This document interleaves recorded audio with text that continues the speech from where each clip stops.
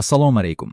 Men advokat Muzaffar Turdimatov o'z amaliyotimda yillar davomida devor urish yoki imorat qurish jarayonida yarim metr yoki bir qarich yerni deb bir-birini sudga berib, yillab sarson bo'layotgan qo'shnilarni juda ko'p ko'raman.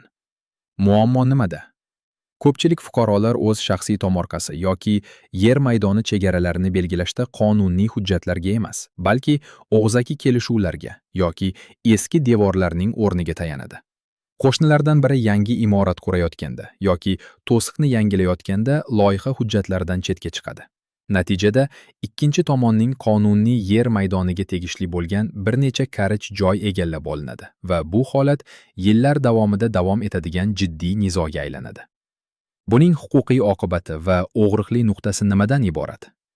Eng katta og'riqli nuqta shundaki, fuqarolar yerning chegarasini aniqlashtirmay turib, o'z boshimchalik bilan qurilish qilib yuborishadi. Imorat bitib bo'lgandan keyin esa qo'shnisi sudga da'vo arizasi bilan murojaat qiladi. Natijada sud qarori bilan yillab mehnat qilib qurilgan qimmatbaho devor yoki binoning bir qismi majburiy buzdirib tashlanadi. Bu esa nafaqat katta moliyaviy zarar, balki ikki qo'shni o'rtasida umrbodlik adovatni keltirib chiqaradi. Yuridik yechim qanday? Har qanday qurilish yoki devor urish ishlarini boshlashdan oldin yerning chegaralarini Davlat kadastr palatasi mutaxassislarini jalb qilgan holda geodezik o'lchovlar asosida aniq belgilab olish shart. Qo'shnining og'zaki "mayli, quravering" degan gapi ertaga sizni suddan qutqarib qololmaydi.